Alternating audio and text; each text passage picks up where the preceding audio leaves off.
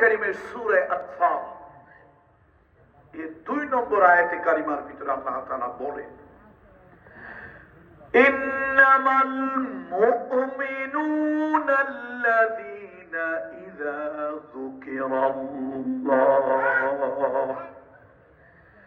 ঈমানদারেরা মুমিনেরা যখন আল্লাহর স্মরণ করে, আল্লাহর জিকির যখন করে, ওয়াজিলাত কুলুবুহুম, তাদের অন্তরটা, তাদের কলবটা কেঁপে ওঠে।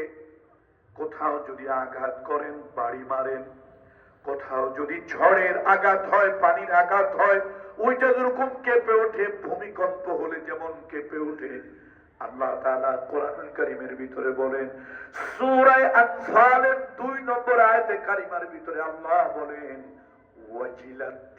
ওয়াজিলাত কুলুবুহুম, ওই বান্দাদের দিলটার মধ্যে ভূমিকম্প শুরু হয়ে যায়। এটা দিলের খেলা। ক্লাস 1 এর ছাত্র তো মাস্টার ডিগ্রির কথা বোঝার কথা নয়। এটা বুঝতে হইলে ওই উপলব্ধি ভিতরে থাকতে হবে। এই জন্য স্টেজ বুঝে কথা বলা, স্টেজ বুঝে, শ্রোতা বুঝে কথা বলা। আপনি সবার কাছে সব জিনিস দিলে তো সব মজা পাবে না। কি পাবে নাকি? এক পাগল প্রতিবন্ধী, তারে বিয়ে করায় দিস, বাসর ঘরে ঢুকছে।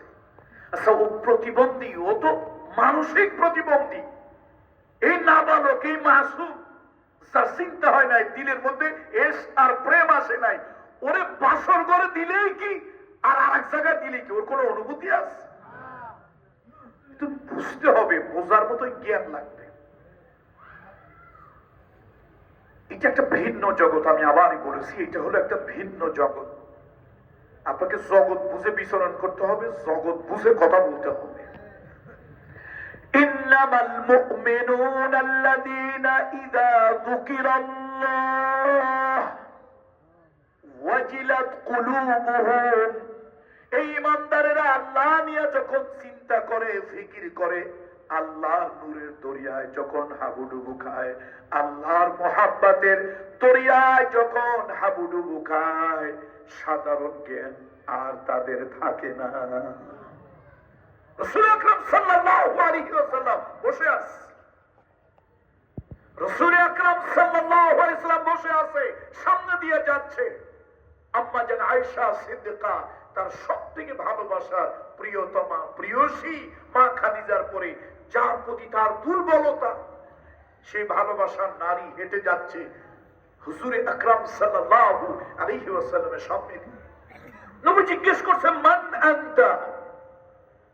কথা আপনারা বুঝবেন না, আলেমরা বুঝবেন। আপনারা বুঝবেন না, এটা নাহু সরবের কথা, গ্রামারের কথা। মা আয়েশা সিদ্দিকা হেঁটে যাচ্ছে, নবী জিজ্ঞেস করছেন, মান আনতা? আসলে তো এখানে মান আনতে, আনতে মান, তুমি কে? আম্মা জান আয়েশা সিদ্দিকা বলছে, আনা আয়েশা। আয়েশা মান? আয়েশা কি? বিনতে আবু বকর সিদ্দিক। আবু বকর সিদ্দিক মান? আবু বকর সিদ্দিক কে?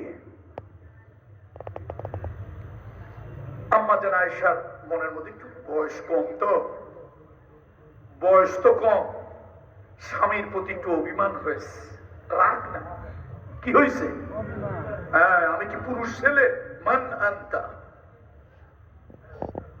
আমি কি পুরুষ ছেলে যে মান আনতা?